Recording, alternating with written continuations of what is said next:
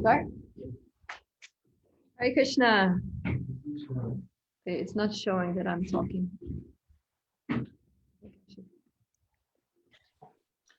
We hear you, Prabhu. Oh, you do? Oh, good. Thank you. Or you can No, you can. No, this one. All right. Thank you. Hare Krishna. Welcome everybody to session 2 of To Marry or Not to Marry. That is the question. So today, this session is going to be called Doom and Gloom, as you can see there on the slide. And so what we're going to do today is we're going to go through a few of the some of those doomsday verses about family life that are in the Bhagavatam. And we're going to look closely at them and see who they apply to and what we're meant to learn from them.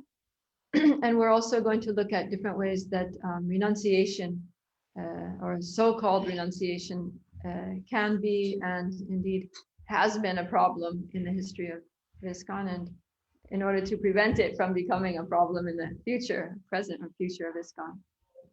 So it looks like doom and gloom, but the reason that we're looking at these things is so that we can avoid the storm, so that we can make sure that the future is bright.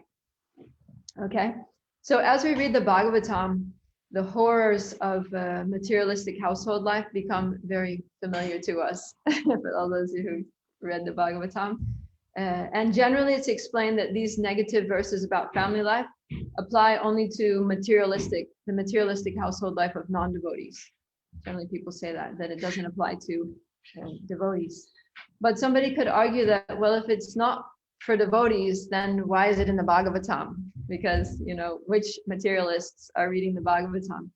So the fact is that these verses are for devotees, but it's not describing Krishna conscious household life, but rather they're meant for devotees to learn, they're meant to teach us as devotees how to avoid, you know, landing in that type of situation.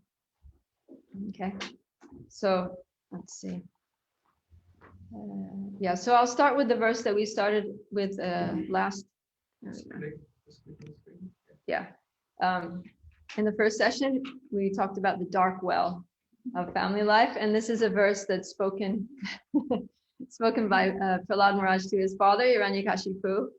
And 755, he says, any person who has accepted a temporary body and temporary household life is certainly embarrassed by anxiety because of having fallen into a dark well where there is no water, but only suffering. And he continues that one should give up this position and go to the forest. So I thought that what we could do to try to understand what we're supposed to learn from this verse is to do a little analysis of the language that's used. You're going to feel a little bit like you're back in English class, but I think this is a very useful exercise. So yeah, I'd like you to share your thoughts on what these words mean and what they imply in relation to this analogy. So first of all, we're going to look at all the words that I've underlined. So fallen, what does it mean to have fallen into the dark well? Particularly if you can tell me. And also those of you on Zoom, if you want to say something, you can unmute yourselves and just say something. If you've fallen, you started from a high place. Okay, you started from a high place and you went down. All right. What else, Madhu? If you fell, then it was probably an accident. It was an accident. You weren't planning to be there, right? It was like a mistake. Yeah, anything else? Max?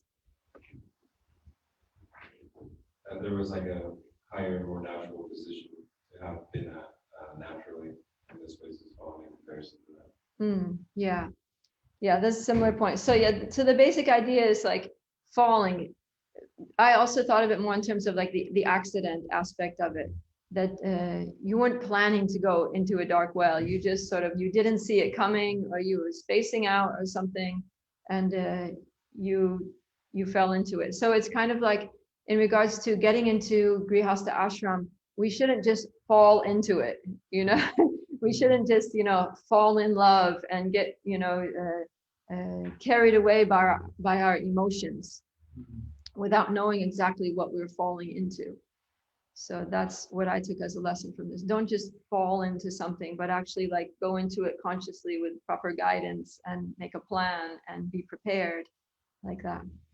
Okay, so then the next word is dark. What does dark imply?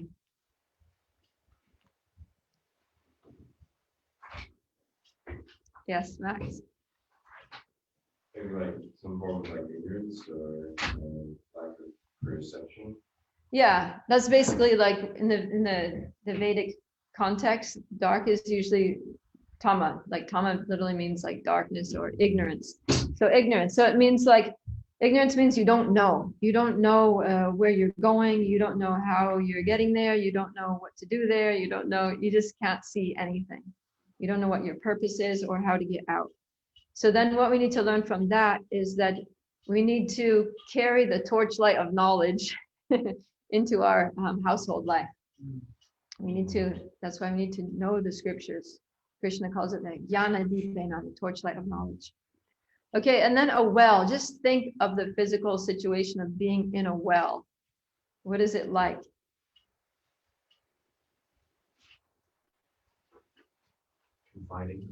Confining, yeah, there's no space. You can't move. It's very narrow. Yeah. So then, and then what else? You can't really climb out. You can, rope or something. yeah, you can't get out. So you're in this very narrow, confined space that you can't get out of. So that's, so then what the Shastras are sort of pointing to here is that we need to be broad-minded. Because in family life, there's a tendency to just think of, you know, like we heard yesterday about I, mine, my family, and, you know, that you don't really care beyond that. And also you don't have a plan to get out. You're just thinking, okay, now that's it. I'm married. That's it, finished. You're not thinking about the other further stepping stones in Varnashram Dharma, like Vanaprastha and Sannyas. So yeah, we need to go in with, you know, have a rope there or have a, you know, staircase or something that you can go in and you can easily go out when your business there is finished. And even while you're in there, you should try to be more broad-minded. Okay, no water. What does that mean? Sustenance, lack of, Yeah, lack of sustenance. And also sometimes we talk about like rasa in terms of like juice, you know, and Prabhupada compares the mundane rasa to the bhakti rasa. So in the mundane rasa is like a drop of water in a desert. It's just some very temporary, very flickering, minuscule kind of happiness. So yeah, so basically there's none of that bhakti ras, there's none of that juice or real taste in materialistic family life, because the juice comes from the bhakti rasamrita sindhu, from the unlimited ocean of devotional service to Krishna. So if we want water in our grihastha, if we want juice, if we want life-sustaining experiences in our grihastha ashram, then we really need to be Krishna conscious. That's what it's telling us. And then only suffering. How is it only suffering?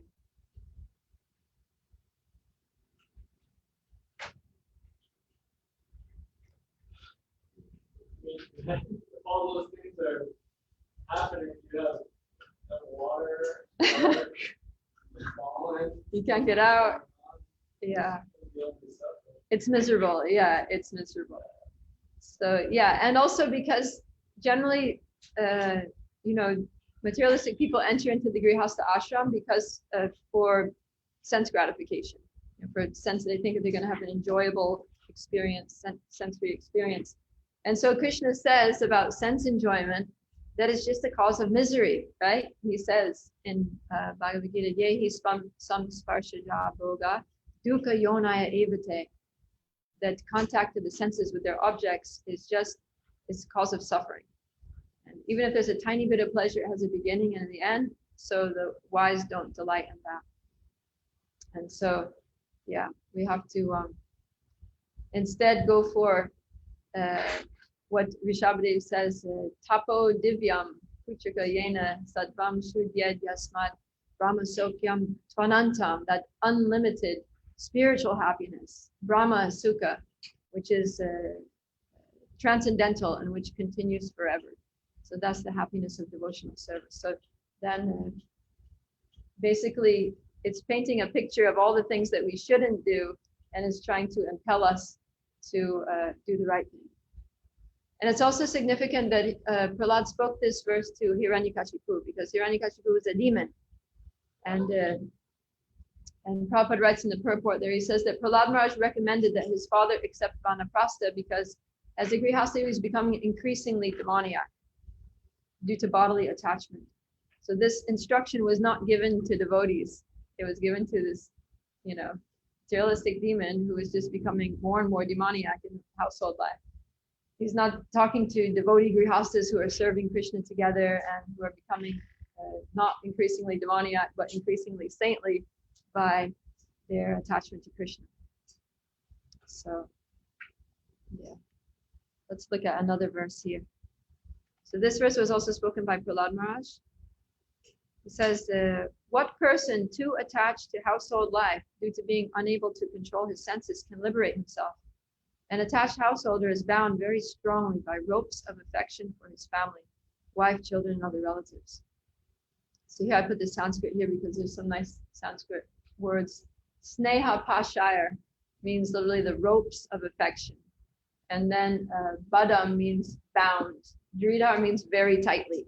And in the translation there, in the word for word, Prabhupada translated bound hand and foot. Bound hand and foot. And yeah, this is similar to the verse we saw yesterday by Rishabhadev, where he talks about the knot of the heart, the attraction between male and female. It causes this Hridaya Granthi, the knot of the heart that keeps them bound up to cycle of birth and death, basically. And then, so from this verse, what is the cause of this, these being tied up? It says here, due to being unable to control his senses.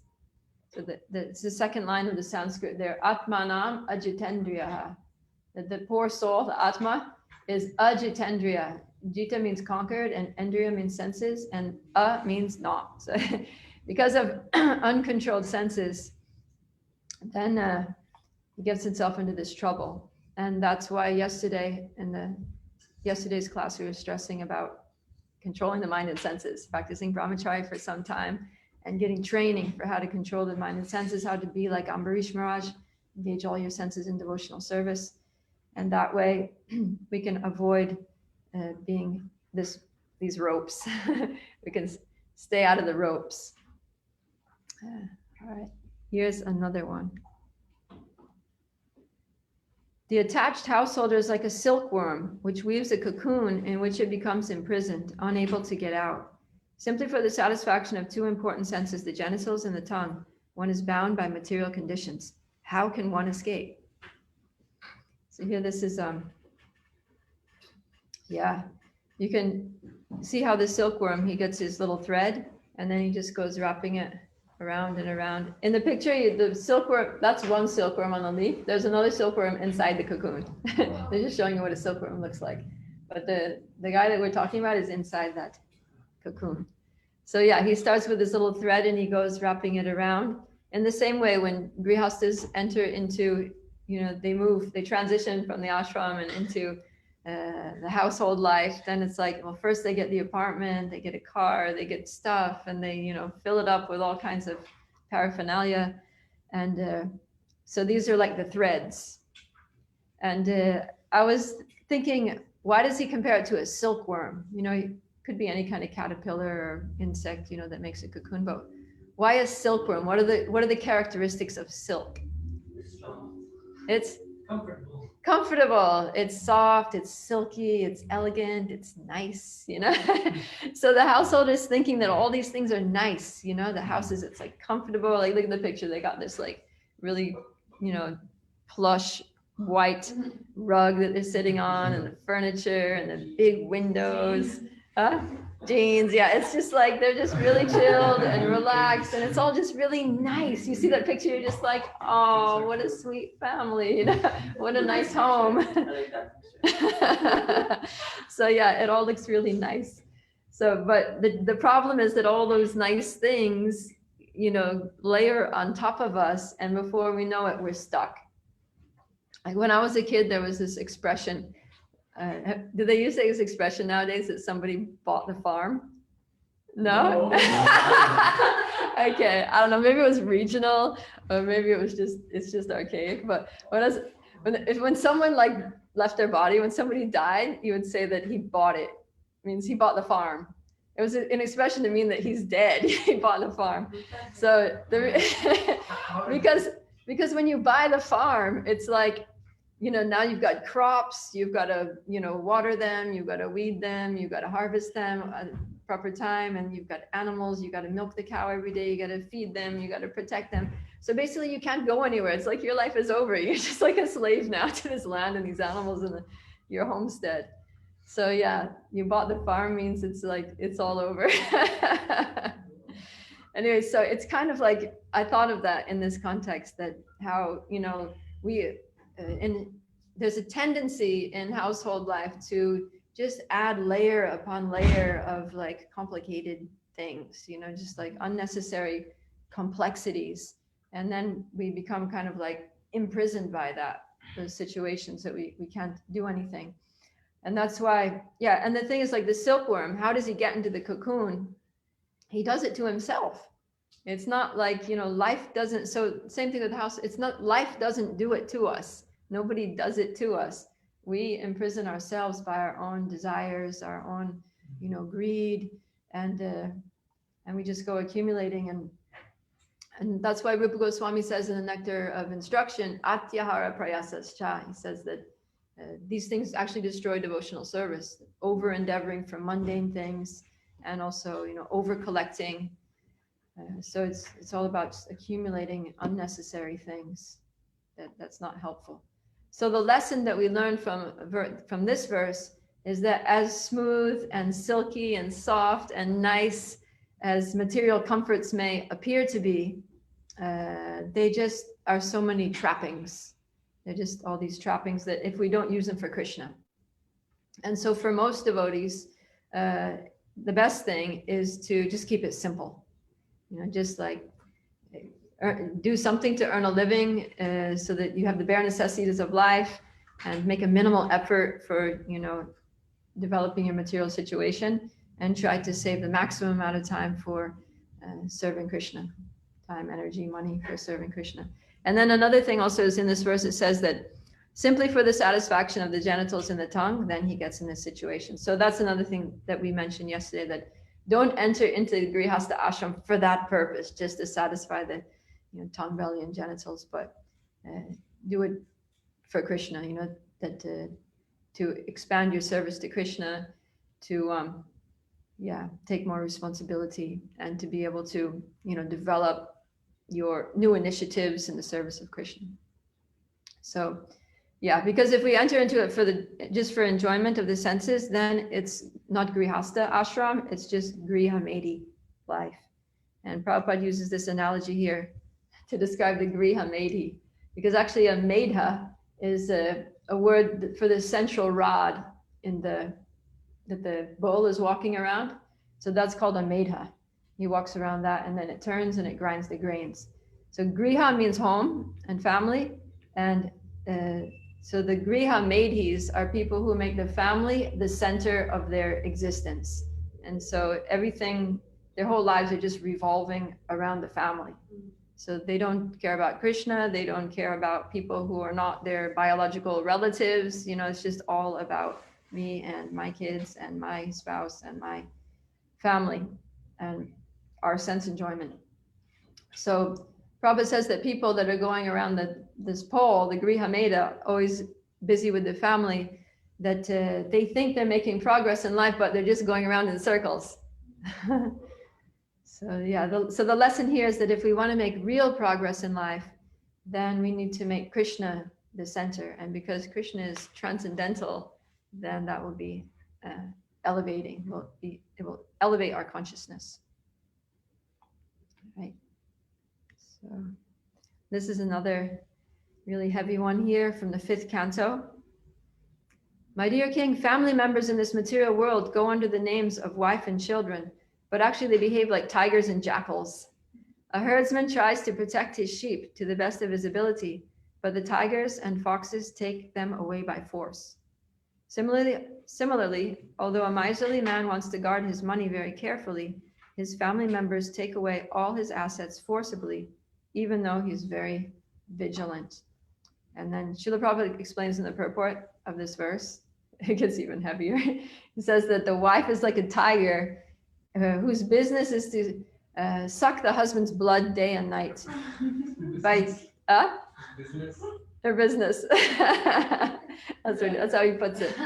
By day in the form of his hard-earned money, by night in the form of semen.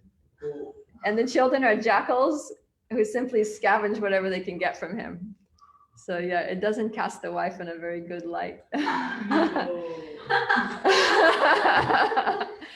But one way that we need to look at verses like this is that, well, basically the Bhagavatam was largely spoken by men to men. And so if in verses where it was spoken to women, like we'll see in a couple of minutes, it's more balanced. But Prabhupada explains that for a woman reading a verse like this, she can basically substitute the word wife for husband, because it works the same both ways. And he talks about this in a lecture here. Can somebody read this one, please? According to Vedic civilization, the woman is accepted as what is this? Hindrance to spiritual advancement. The whole basic civilization is how to avoid. Do not think that only woman is woman, the man is also woman. Don't think that the woman is condemned, man is not. Woman means enjoyed and man means enjoyer. So this feeling is condemned. If I see one woman for enjoyment, so I am man. If woman sees a man for enjoyment, she is also man. So anyone who has got feeling of enjoyment, he is considered to be man.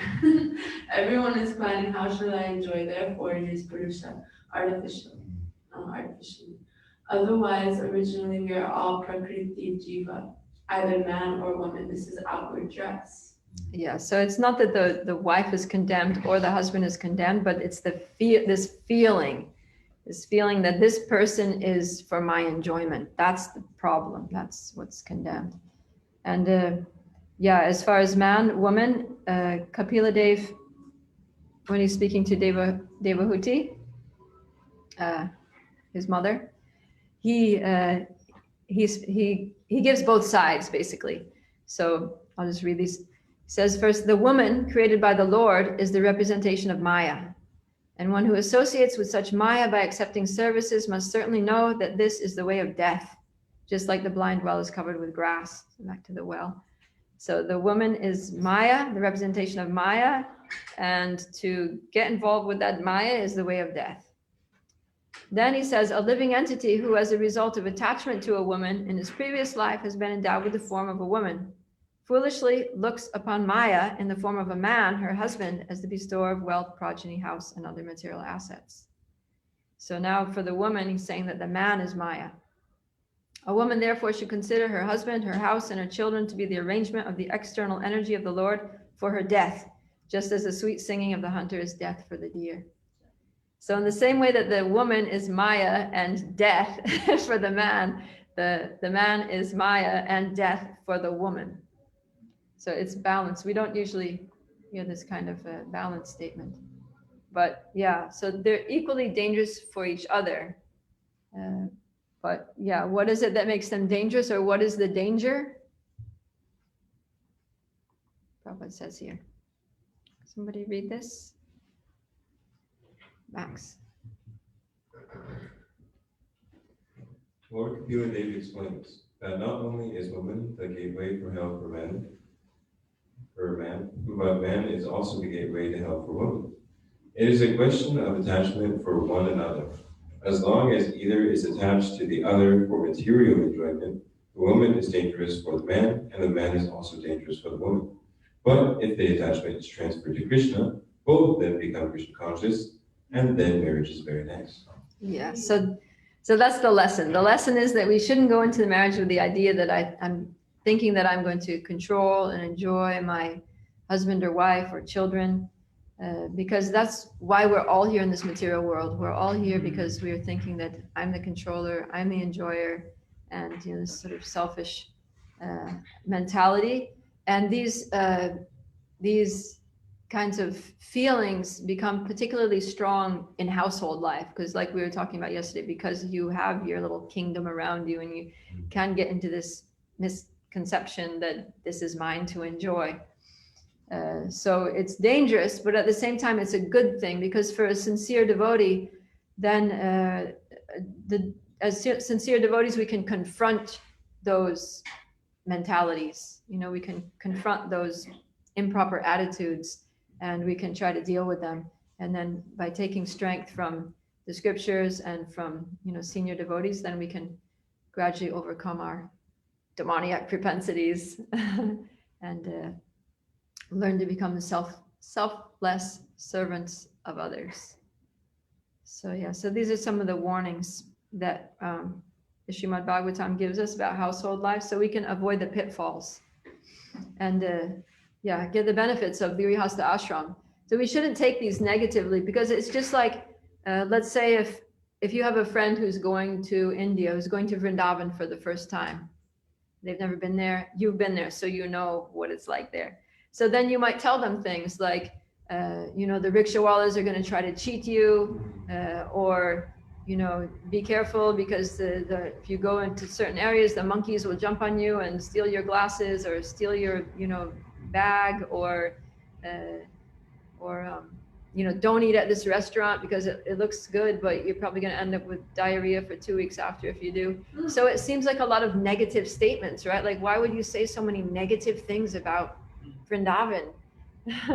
Are you trying to discourage the person from going there? Are you blaspheming Vrindavan?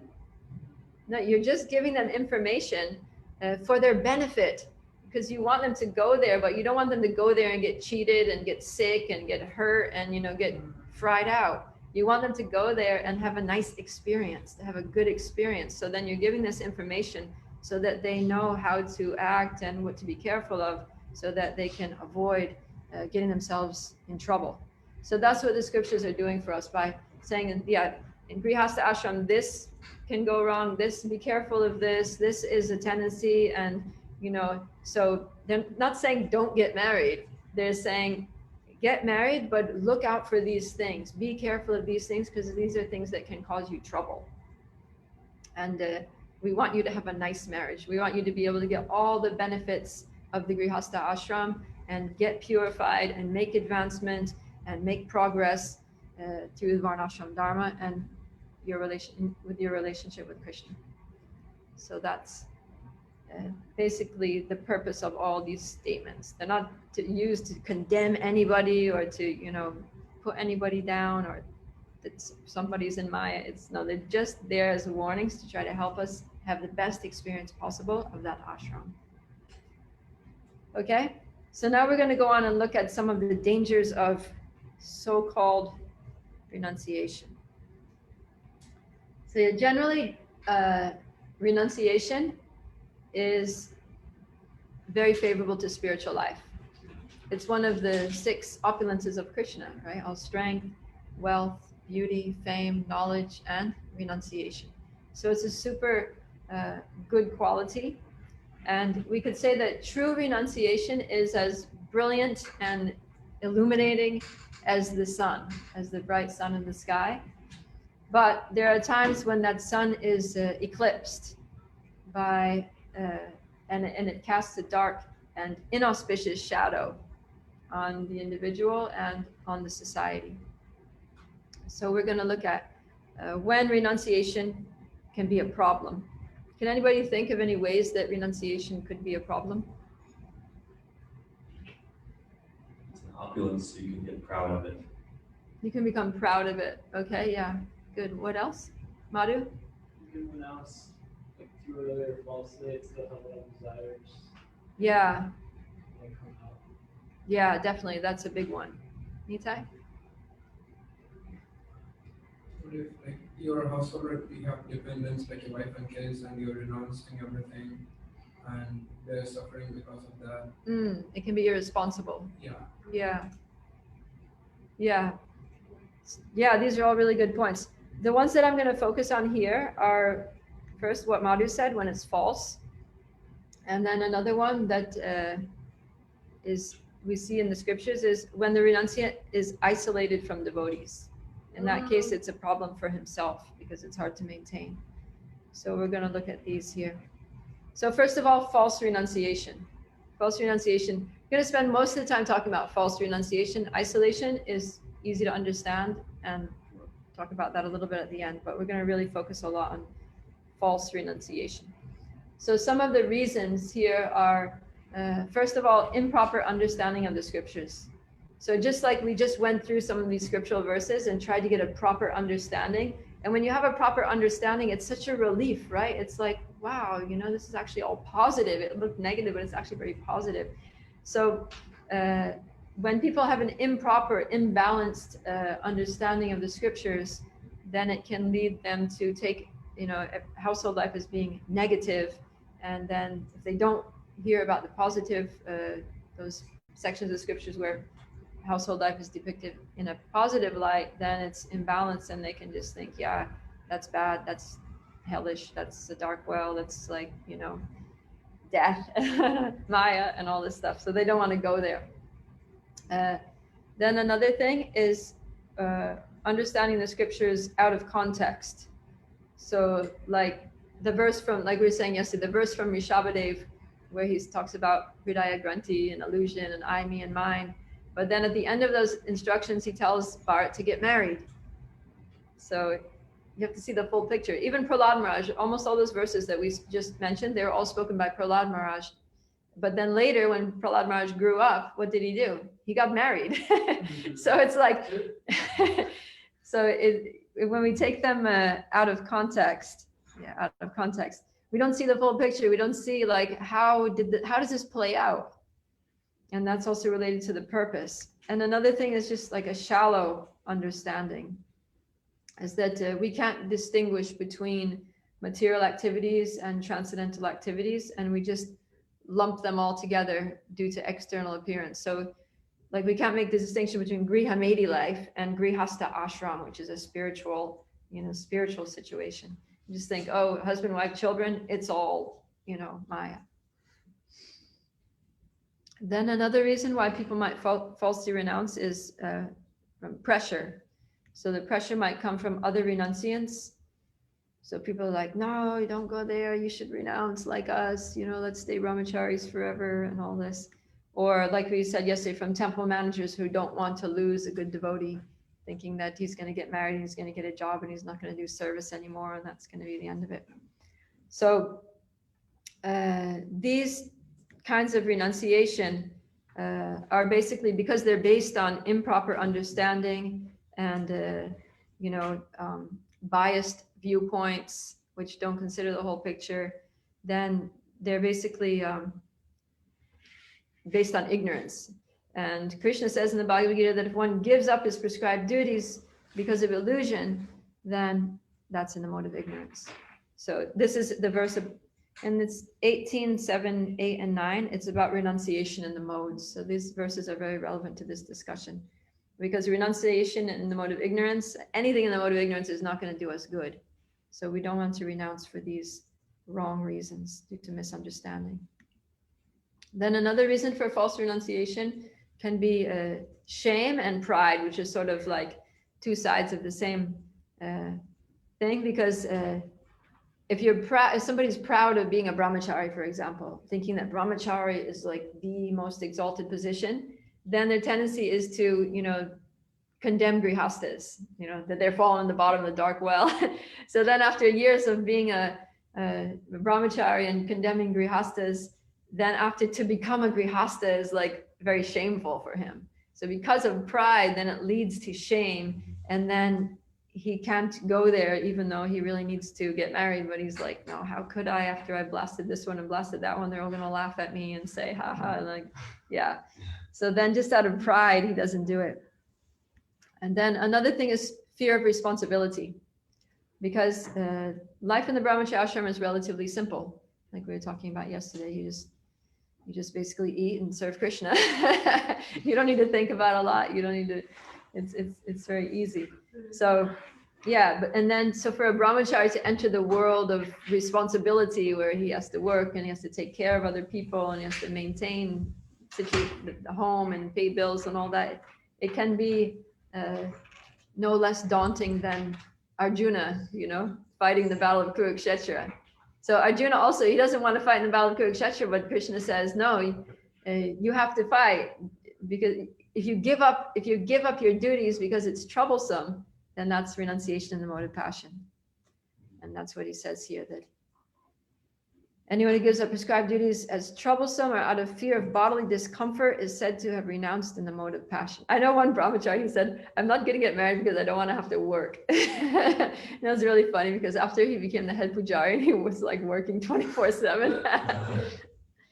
Anyways, yeah. That was a real case? Yeah. He's still the head pujari. He's a very good head pujari. So, but what does Krishna say in this sequence of verses about renunciation and the modes of passion and ignorance? He says, Naiva tyaga phalam lavet, that such action never leads to the elevation of renunciation. So if we act in ignorance, if we act in passion, then we don't get the benefits of renunciation. And there's this phrase, phalena parachiyate, that Prabhupada would use, that you judge an action by its fruits. Phala literally means the fruits. So one success or defeat in any activity is understood by its results. So if one is renounced, but he's not getting the benefits of renunciation, then what's the point? They just end up, the real benefit is spiritual advancement. But if one renounces in passion or ignorance, then he's not going to advance spiritually. He's just going to kind of stagnate or even become degraded. And so we're going to see how that can happen. So yeah, with false renunciation, there's basically the two fruits that manifest. One is attraction and one is aversion. And both of these, because it's coming from a false platform, both of them are very unhealthy for spiritual life. And they're both, as Krishna talks about them in the Bhagavad Gita, two sides of the same coin. So then, we'll look at the effects of attraction first. So attraction means that the person is renounced, they're wearing saffron, but they still are attracted to the opposite sex. They're still attracted to, all the facilities of the Grihastha ashram, and especially to enjoyment. I'm going to talk about this from a male point of view, because false renunciation is generally something that men do. It's not really so much a problem with women, because women are usually like, you don't have to really talk them into getting married too much. It's like they're like quite happy to get married if the right person comes along. So yeah, it's a male thing really. So yeah, so the problem is that he's trying to hold on to his saffron, but he still is attracted to women. So because he doesn't take responsibility and he doesn't enter into Grihastha ashram to deal with that attraction in a religious way, in a way that will gradually purify and elevate him, then it will manifest in other ways. And so some of the subtle ways that it can manifest is unnecessarily talking, flirting, texting women, accepting personal services, trying to gain prestige in ISKCON just to impress the women, accumulating money and living independently like a grihastha while wearing saffron. You guys are laughing because you probably know people that do that, right? And then it can manifest in, these are just some examples, there's like many other varieties of these things. Gross forms of sex life like pornography, that's a problem with some of our renunciants, so-called renunciants, masturbation, illicit sex, and it can even end up manifesting as sexual abuse of children, which has been a problem in our movement historically. So yeah, these are not nice effects. These are not the fruits that we want to pick off the tree of renunciation. And Srila Prabhupada speaks very frankly about these in this Nectar of Instruction purport. Somebody read, please. When a man is properly mature, he can marry according to the rules and regulations of the Shastras and use his genitals for begetting nice children. that is legal and religious. Otherwise, he may adopt many artificial means to satisfy the demands of the genitals, and he may not use any restraint. When one indulges in illicit sex life, as defined by the Shastras, either by thinking, planning, talking about, or actually having sexual intercourse, or by satisfying genitals by artificial means, he is caught in the clutches of Maya. Yeah. So this is very important. Prabhupada's saying, yeah, he's saying that the legal and religious thing to do is get married, beget nice children, and be a grihasta. But if the person doesn't do this and he has a desire, then it's going to manifest in these ways and he gets caught in the clutches of Maya. So unfortunately, men who are in this condition often fail to see their own Maya, and instead they blame the women. It's a very common thing to blame the women. It's all her fault because the way she moved her eyebrows, or the way she walks, or the way she dresses, or, and so women have been become the scapegoats for, men's inability to control their minds and senses. And such men concoct philosophies about women and convince themselves of things about women which are also Maya. and that leads to aversion, because it's basically like sour grapes, right? The story, there's like a fable of the fox that wants to get some grapes. So he's like jumping, he's trying to climb up the thing and reach the grapes because he wants to eat them. But then after many attempts, he can't get them. And so then he's like, oh, they must be sour. And then he goes away. So he has to say that they're sour. He has to convince himself that they must be sour so that he doesn't just stay frustrated and angry. And then he can just be detached from them. Yeah, I don't really want them anyway. So then he can go away peacefully. So there's this sour grapes mentality that I want to enjoy with this woman, but I can't have her because I'm a brahmachari or I took sannyas or something. And so, she must be bad. And then, so these are some of the things that come up. There's negative attitudes and beliefs about Vaisnavis, that they're Maya, that they're not intelligent, that they're not trustworthy, that they're lustful. And then they use like scriptural evidence, because you can find these statements like this in the scriptures that say all of these things about women. But Prabhupada says many times that these statements are not referring to devotee women. They're not referring to Vaishnavis, but they apply to materialistic women. And there's a quote here from Teachings of Queen Kunti. Prabhupada says, although Kunti had the body of a woman, she was a devotee. Therefore, she was not like an ordinary unintelligent woman. Rather, she was the most intelligent, for she recognized Krishna to be the supreme Godhead. So probably many times he would say that devotee women are the most intelligent. They're not Maya. In fact, these women are capable of delivering someone else from Maya. And, they're not lustful. They're complete. Their senses are under control because they're, serving Krishna. So in any case, these kinds of beliefs and misconceptions grew, in the early days of the movement. They became very strong because we had a lot of men who were pushed to be brahmacharis and pushed to be sannyasis prematurely. And so it led to a prevailing sexism in ISKCON, which, there was various kinds of discrimination against women.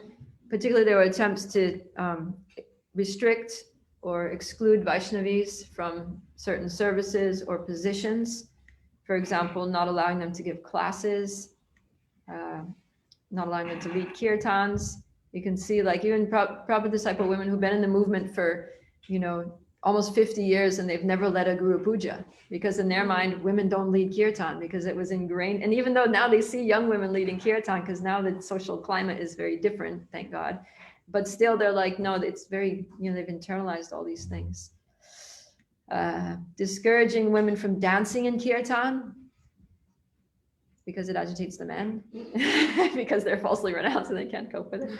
Not allowing women to be leaders or gurus. We're still, just sort of like starting to, accept that women can actually be leaders in ISKCON and potentially be gurus, although we haven't had one yet, at least a formal Diksha guru. This was a thing like in the beginning that with the Radha Damodar traveling Sankirtan party, they didn't want to distribute books to women because they didn't want women to be devotees, because they had this crazy philosophy that for every woman that joins, we lose one man. So they literally like didn't preach to women because they didn't want women to become devotees, which is like, they're a spirit soul, you know, they have eternal relationship with Krishna. And this is like, that's not it. Wait, it's going to get worse. So these last two, these last two are some really specific, like extreme examples in the history of ISKCON, which fortunately things like this don't happen today. Banning women from even attending the Bhagavatam class. There was one temple that they decided that the women are too much of a disturbance and they have children and better if they don't come. So only the men were allowed to attend the class. And this was actually during Prabhupada's time. Prabhupada didn't know about this little rule that they passed, but Prabhupada went to visit the temple and he sat down to give class. And he was like, the first thing he said was, where are the ladies? And then someone explained, oh, Prabhupada, we decided that the women shouldn't come to class because then the men can focus more nicely on the, you know, on the class. And then Prabhupada said, what is this nonsense? You know, go and call the women right now. I'm not going to speak until the women are here. And that was the end of that little rule. And Prabhupada put an end to it. Then after Prabhupada's departure, a little bit later, there was this attempt to isolate women geographically. There was actually a proposal to the GBC, which the GBC actually, believe it or not, took seriously. They didn't pass it, but they actually discussed it like as, you know, something that was up on the table for discussion.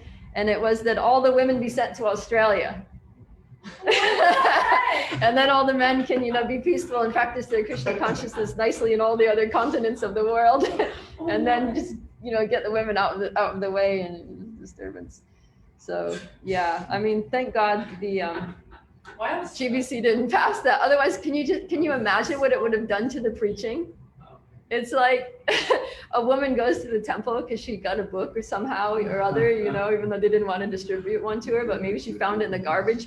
She gets the address and goes to the temple and there's only men there and everyone's like, what are you doing here? You're supposed to be in Australia. You better start going out and collecting your money to buy your ticket because if you want to join this movement, it's there. It's like, yeah. Didn't you want to say something? Yeah, I was gonna say, and then it's even harder for the men to actually be renounced because like the way it's set up now, like you do have contact with women, so you're able to see them as human beings because you see them every day. Yeah. If you don't see them every day, then when you do see them, it's gonna be like seeing an exotic creature or something. Yeah, like, exactly. what is that? Yeah, and you get this whole blown up thing in your mind about them and stuff. That, yeah. Yeah, so sexism in ISKCON has been a big problem, and it's still a problem. In some countries, it remains a major stumbling block for spreading the movement. And yeah, and this unhealthy aversion to women has led to all kinds of social problems. Because if family life is a dark well, then it's not only the woman that's in it, it's the man too, right? It's the married men too. So this led to a lot of tension between sannyasis, brahmacharis, and grihastas, to the point that you know, traveling sannyasis didn't want to. This was in the past. Okay, we're talking about history now, early days of ISKCON, when traveling sannyasis didn't want to cooperate with grihasta temple managers, and they would go there. It was like quite common that they would go to the temples and then talk to the brahmacharis and say, look, your temple president's a grihasta. How can he possibly give you spiritual shelter? How can he guide you? He's fallen, he's in Maya. You need to come with us because we're the real devotees. And they were actually like convincing these brahmacharis to leave the temples and just join. That's how they were getting so many brahmacharis. They're just basically like abducting them from the temples. And the temple president started complaining to Prabhupada, and Prabhupada said, no, this is not a good practice and it's not right what they're saying, and they need to stop doing this immediately. Radha Damodar traveling Sankirtan party. So they were famous and infamous. They were famous for good and bad reasons. They're distributing a lot of books, but they also had some misconceptions about things. Another problem with unhealthy aversion is that it can cause, so men stay hanging on, you know, against all odds and against their true nature and their true mentality and what's best for them, they stay hanging on the brahmachari ashram for many years. And then they get to be, 45, 50 or so. And then all of a sudden they have a whole midlife crisis where they do a lot of soul searching and they're just like, what the heck am I doing as a brahmachari? I need to get married. And then finally they get married, but then it's late, it's like they haven't done anything. They haven't worked apart from, just temple services, book distribution and things. So it's really hard for them to start a career at that age. So it's difficult to maintain the family. And then, because they're not in the frame of mind for raising children, they're just past that. They're not like, when men are young, they're like in their late 20s or so, they're like adventurous, they're playful, they're energetic. So it's like they like to be with kids and they have the right mindset for, playing with kids and doing things, and they're fun, and kids need that. Otherwise you get this old grumpy parent that just wants you to be quiet and sit and, and it's like, it's not ideal. And then the other thing is that by the time the children grow up and they're ready to get married, the father's already, in his late 60s, early 70s, and he's supposed to be preparing for, leaving the Grihastha ashram, or leaving his body. And he's like, preoccupied with his children's marriages and all these things. So he never gets to Vanaprastha and Sannyas ashram. So he doesn't really progress properly through the ashrams. Then, so it's not the Vedic model. It's not the natural progression. And it doesn't even work with the biology of the human being. Because, Yadunandan Swami, who's one of my teachers for Bhaktivedanta, and he did a lot of research. He did a study on sannyas ashram in ISKCON and in general. And he was speaking on how this midlife crisis is a real thing. It's a real phenomenon that influences people. And it's actually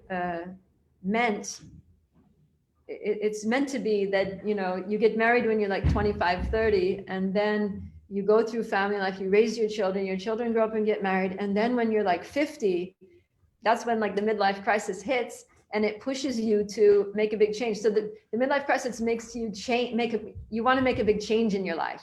So if you've gone through Grihastha ashram, then it hits you at the time when that change, it propels you into Vanaprastha and, on the path to sannyas. But if you do an extended brahmachari, then when it hits you, it's going to propel you to get married. So it's sort of like back to front. So the best thing is, like, if you're going to anyways get married, you may as well get married when you're young. Your mindset is more good for it. You're biologically, like, you've got the strength for it. And then when the midlife crisis hits, you can renounce, and it's like, it's all good. That's the way it's meant to be. And that's Krishna's system. The whole Varnashram system is Krishna created that system, because it suits the whole psychology and biology and everything of the human being. So then, what's even kind of worse is that after all these years of, cultivating negative attitudes and beliefs about women, then when you marry one, it's very hard to have a happy marriage, because all your aversion carries into the marriage, and, all those, the husband has all these misogynistic views, which make it difficult for him to respect his wife, to appreciate what she does. And he'll tend to just by default blame her for anything that goes wrong in the family. And then he takes all those negative quotes, all those ones that he cherished as a brahmachari, he uses them as like weapons to like fire against his wife, to try to, establish his superiority, and that, you are less intelligent, you're, inferior to me, you need to obey me, and or you're unchaste. And he just assumes that she's unchaste and untrustworthy, even though, she may be very loyal and very chaste and very intelligent. So this, in this way, he becomes basically abusive in different ways. And it's a very bad example for children. And I've heard some grihastas say that when there's too much fighting and arguing and just lack of affection and lack of compassion between the mother and father, that they said that, this woman was telling me that because she and her husband didn't have a good relationship because of these things, the children left Krishna consciousness. They didn't become devotees. And later when she was talking to the grown-up son, and he said, well, why would I become a devotee if that's how it makes you, it's like, I don't want to be like that. So they actually thought that it would, because we have to practice what we preach. We talk about humility, we talk about compassion and all these things. So that should manifest in our relationships. It should manifest in our family interactions. And when children see that, they think, wow, this is a great way to live. We got a great philosophy and it works. All right. So another danger is just complete fall down, because according to the Varnashram system, like we talked about the stepping stones, it's you can also see it like a ladder. It's like brahmachari, grihastha, vanaprastha, sannyas. So the safest way to progress up a ladder is step by step. And then if you're on the lower rung and you try to jump to the higher rung, then there's a good chance that you're going to fall. And that's what happens if somebody is brahmachari and they just think, that they're strong and they're going to jump up to sannyas. Then it's more likely that they're going to fall down. And then when they do, if they don't make it to the sannyas, then like when you fall off a ladder, it's not like you fall back down to the bottom rung, you fall to the ground. And we've seen that with a lot of our sannyasis in ISKCON, that there's been, it's better now because now they're more careful about it. But we've had a pretty high fall down rate of sannyasis. For example, Srila Prabhupada gave initiation to 54 sannyasis, and out of those, 40 fell down from the sannyas ashram. Wow. So that's a 74% fall down rate, Wow. which is pretty serious. So yeah, jumping up a ladder is dangerous. It's recommended to go step by step. Yeah. I was also just reflecting that, one of those steps that you could jump up to prematurely is the grihastha ashram, and you could then have a fall down even within that, following properly versus improperly. Yeah, So, exactly. Yeah, that's why I was stressing yesterday that the training, right? Training has to be there. And brahmachari, it was meant to be 25 years of training before, in preparation of grihastha ashram, so that all those proper understandings were there and self-control was there. But yeah, good point. Thank you.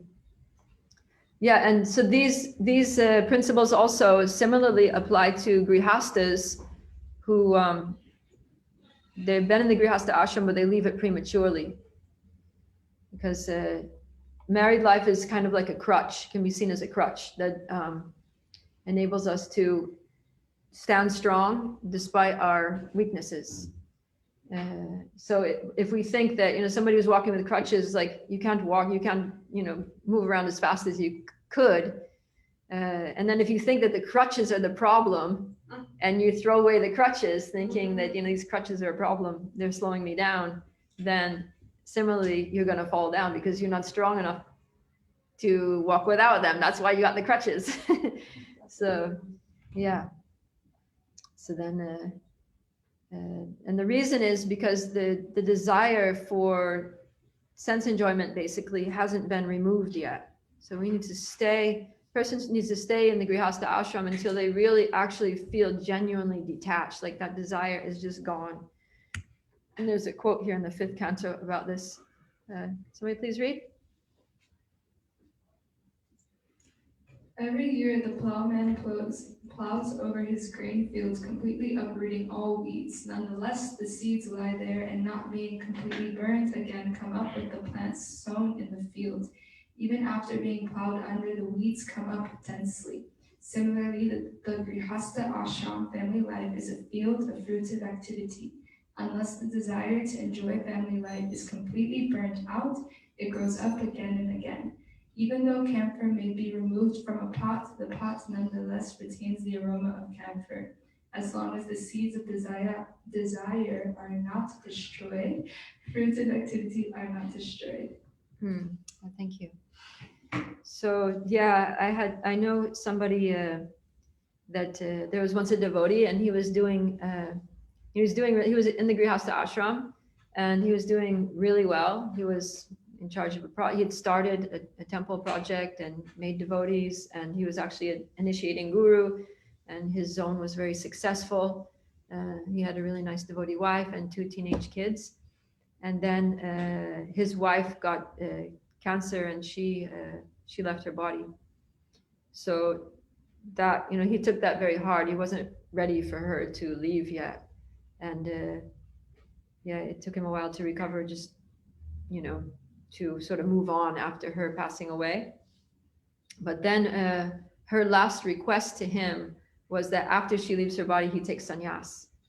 So he had that in his mind, and he thought, oh, I have to take sannyas.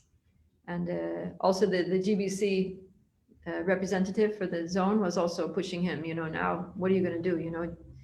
You're such an exalted devotee, and, successful devotee, and a powerful devotee, and your wife's gone, and it's just natural that you take sannyas.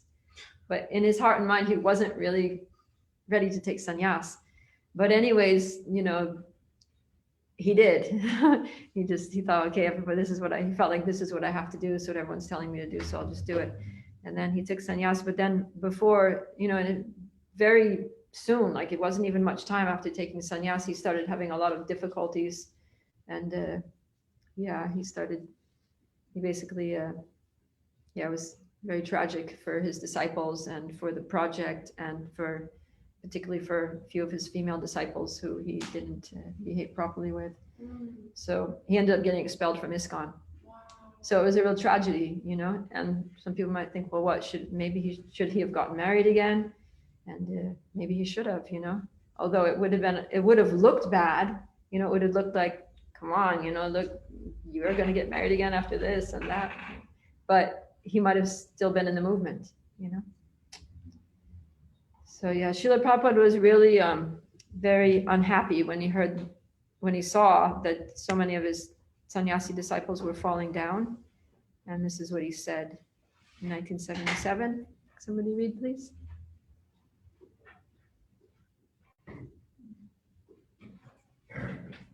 This should be strictly outlawed. No more sannyasis. And those sannyasis who have fallen, you get them married. No more this show bottle cheating. It is very ludicrous. Even there is the promise that, quote, we should not fall down again, end quote. That is also not believable. What is the use?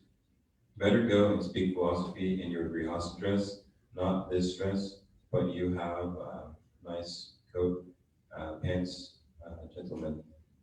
Who says no? I never said. So yeah, Prabhupada was not happy at all. And he uses this word show bottle. So I have the picture here. The show bottle means like in the shop window, they have some bottles that to display, like, medicine bottles or perfume bottles or something. And there's some liquid in them, like some colored liquid, but it's not the actual medicine. It's not the actual perfume or something, but it's just for show. So the idea is that he's like, no more this show bottle cheating, that you're posing as a renunciant, but inside it's not the real deal. You're not renounced. But he wasn't into it. Okay, so now we'll talk a little bit about the second thing, renunciation in isolation. So here we have the example of Bharat Maharaj, that he was a king and he gave up his kingdom, and he was very exalted in devotional service, but he went off to the forest, and he saw this baby deer that was orphaned by its mother, and out of his Vaishnava compassion, then he picked up the deer and he took care of it, and the deer became his little pet. But then he got so distracted, by this deer, that he was not engaging in his spiritual practices properly, and he ended up thinking of the deer more than Krishna. So Prabhupada writes here. Somebody want to read? Go ahead, Paula. Transcendental devotional service cannot be complete and cannot be fellowshipable without the association of devotees. We have therefore established the International Society for Krishna Consciousness. Anyone who is trying to be aloof from this Krishna Consciousness Society and yet engage in Krishna consciousness is living in a great hallucination, for this is not possible. Yeah, so this is a really strong statement, that if we think that we can be Krishna conscious outside this association of devotees, we're living in a great hallucination. It's not possible. And yeah, the point is that Maya is very strong, and so we need support. And also Krishna consciousness is nourished by the loving exchanges with devotees. It's a very important part of it that Rupa Goswami talks about also in the Nectar of Instruction. And that's how our loving attachment to Krishna arises, is through our loving attachment to devotees. But yeah, so a renunciate might think that I'm giving up the material world. I don't want anything to do with material world or the people of this world. I'm just going to go and do my nirjan bhajan, my worship in isolation. Go get my little bhajan kutir, hide in a cave or something and chant Hare Krishna. And this example of Bharat Maharaj shows that it's very dangerous. So yeah, we need devotee support.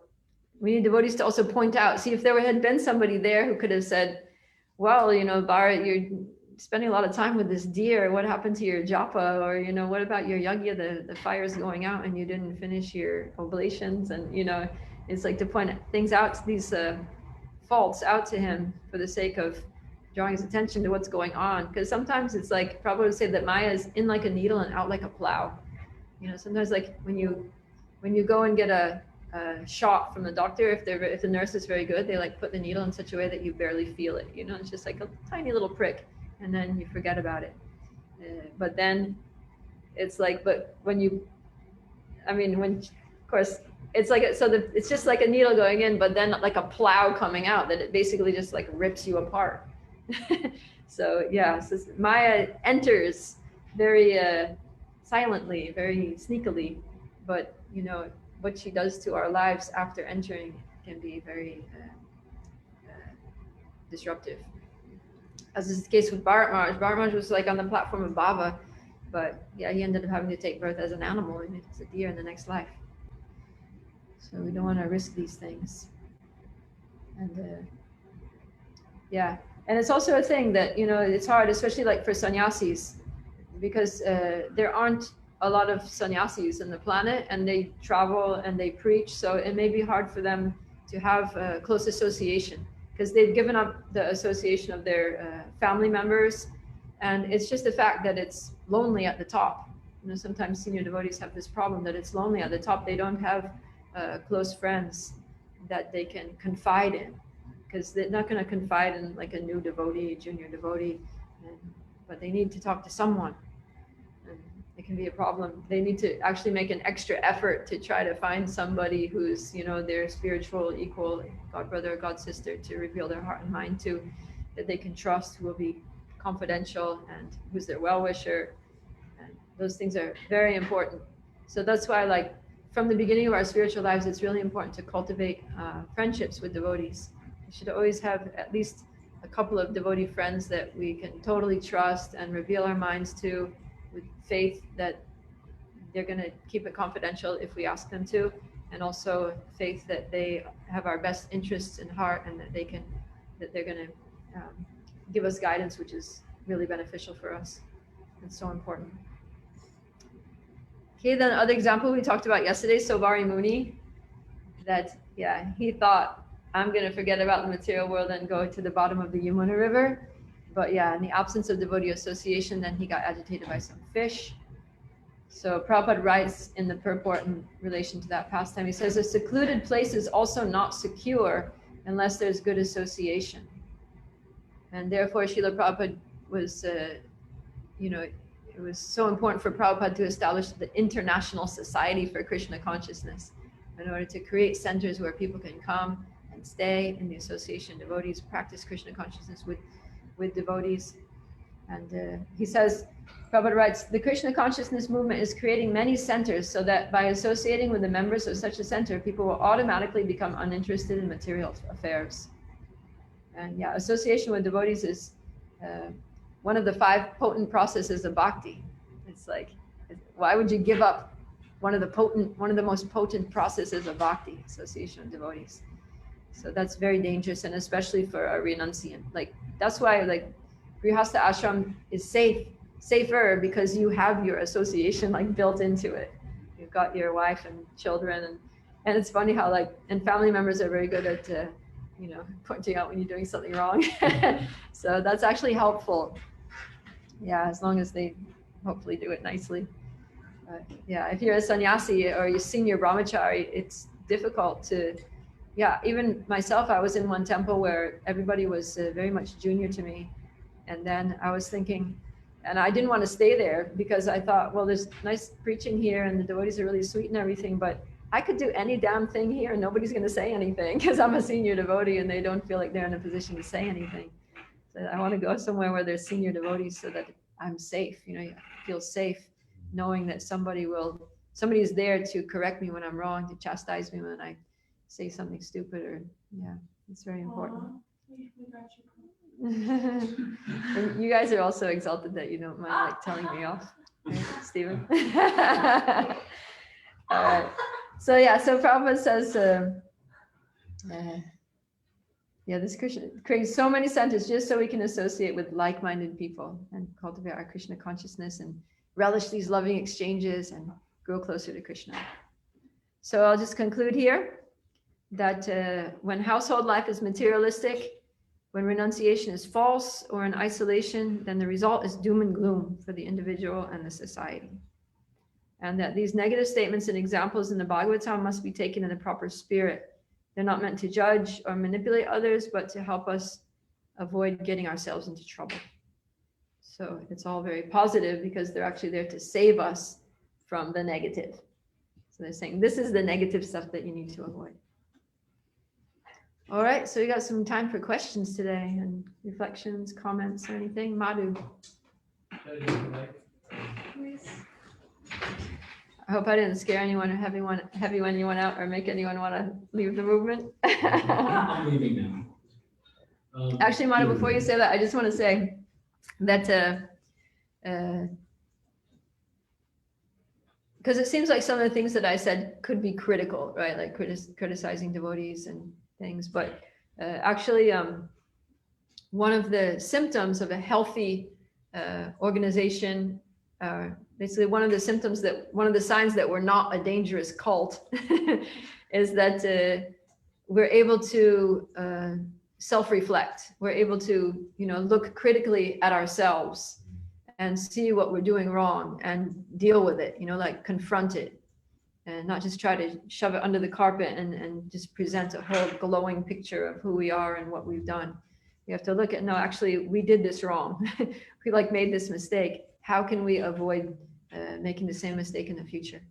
So that kind of criticism as a form of self-criticism, as institutional self-criticism, is actually very healthy. And so, anybody who maybe is not anybody out there on Facebook or whatever who is maybe listening to this now or in the future, who's not very familiar with ISKCON, would be wrong in thinking that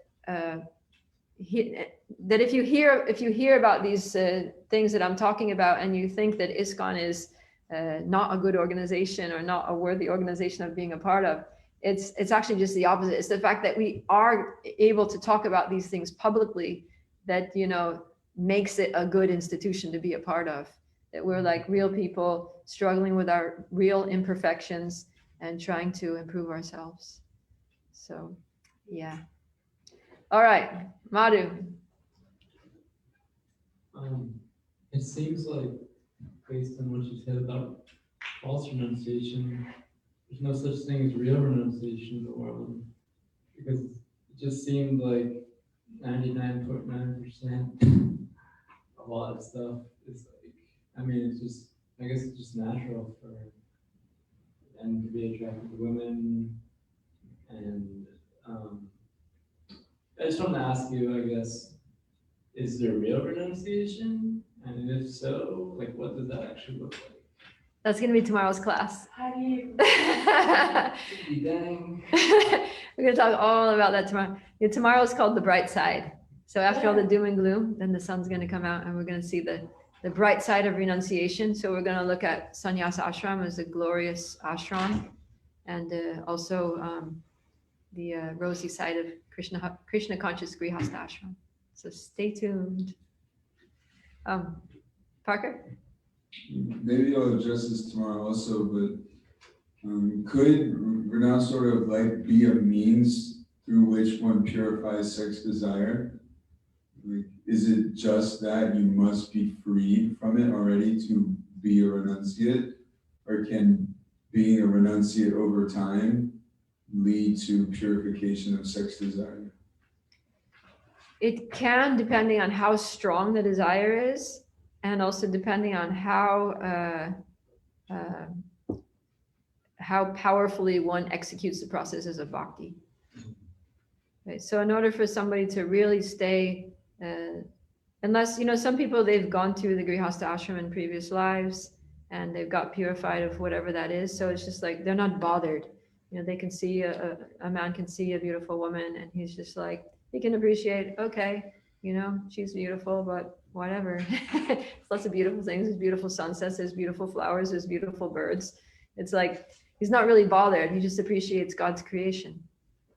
So then, and like, we were hearing from Brajabihari Prabhu this morning about Jayadvaita Maharaj, and how when he was traveling with Maharaj, he saw that actually this is what it means to be renounced. And at that time he was a brahmachari, and he was thinking that, should I stay brahmachari and just, continue with brahmachari and go to sannyas eventually? But then when he saw what true renunciation was, how like effortless it was. It wasn't a question of like, looking the other way, or like, grinding your teeth, or, whatever, hanging yourself upside down from a tree by your kopin or something. It's just effortless, it's like, it's not a problem. So yeah, when he saw that, then he was just like, okay, I'm not there yet. And I probably won't be there. I need to go through the experience. So yeah. And like I was saying, in the book Spiritual Warrior by Bhakti Tirtha Maharaj, number 2, Transforming Lust into Love, he says that basically most devotees should get married.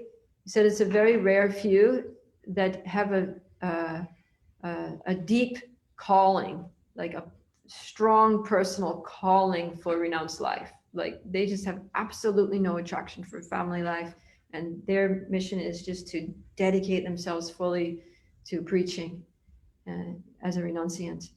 And in order for a sannyasi to do that, then because everybody needs love in their lives. So that was the problem with Bharat Maharaj, right? That he was in isolation and he didn't have loving relationships with devotees. So then he was trying to have a loving relationship with the deer, and that led to his fall down, because he was giving his love to a creature which was not a worthy loving companion for such an exalted personality. So the point that Maharaj makes in that book also is that for brahmacharis who want to stay brahmachari, and for sannyasis, it's very important, because they don't have those, family affectionate dealings with family members. Then they need to have very good relationships with devotees, so that they have those loving exchanges with devotees, because everybody needs love in their life. Everyone needs affection. That's the nature of the soul, because that's the nature of Krishna. And that's why Krishna is one of Krishna's qualities. One of his 4 of the 64, the last 4, like the really special 4, is that he's always surrounded by devotees who are just overflowing with transcendental love for him. So that's what we need, to the capacity that we can be surrounded by loving individuals. So sannyasis need to have good relationships with other sannyasis and loving relationships. Yeah. Is it impractical to think we can receive that love from a relationship with Krishna? Well, generally, unless somebody's really, on the stage of basically prema, Krishna prema, where you actually have pure love for Krishna, then we need to have those loving relationships with others. And also, if we do have love for Krishna, the manifestation of that, the result of that is that we are going to love others. That's how it manifests. So yeah, it can't just be me and Krishna. It's not like that. That's not the way spiritual life is designed. That's not the way the spiritual world is cut out,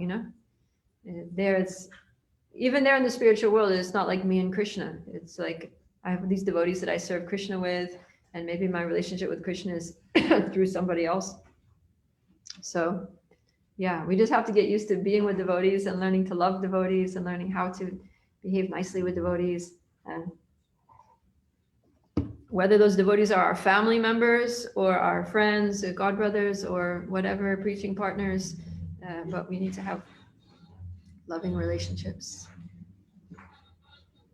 that are based on Krishna consciousness. Trisha, and then Max.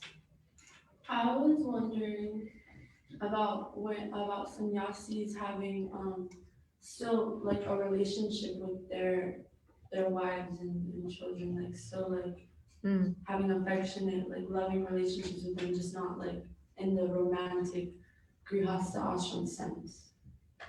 Yeah. Well, sannyasi cannot have any relationship with his former wife. Not at all. Not at all. They can't be in the same room together. Wow. Generally, like if a sannyasi was married before, then they are careful to make sure that like he knows where the temple that his wife is a member of the community there, and he doesn't go to that temple. Wow. Or if he knows that she's going to Vrindavan for Kartik, he goes to Mayapur. Or they have to be careful to not like. It's just part of sannyas dharma is that That's so heartbreaking. Yeah, you can't be together with your former wife. That's sad. As far as the children, then there's a little bit of leeway that he can see his children, he can talk to the children, but yeah, he can't. I'm not sure exactly what the rules are in relation to children, but I know that there's some boundaries, some boundaries. So that's just so that it doesn't agitate like his mind while he's taking sannyas. Yeah, because the whole point of sannyas is that he's given up that. Yeah, sannyas is it's not an easy ashram. It's a very severe kind of ashram, and that's why there are very few sannyasis. That hurts. And yeah, that's why the sannyasis are very glorious, because they give up the the sort of like more narrow field of activities of the family in order to basically make the whole world their family. That they take all souls, all beings as their children, and they try to uplift and care for and pass on Krishna's love to all of them. But why then, like, can't they just express like their gratitude for the fact that their wife like helped them through so much and raised their kids with them and be like. Well, they could express gratitude in a lecture where the wife is not present, or but they can't be together with the wife. Madhu, is it on this topic? Yeah. Okay. It's really quick. Isn't there like four stages of sannyas? In the first stage, the wife brings him prasad. Yeah. Yeah, there's Kutichak, Bahudak. What's the third one? That's the last one. Kutichak, Bahudak, something, and Parivrajikacharya. Parivrajikacharya and Paramahamsa.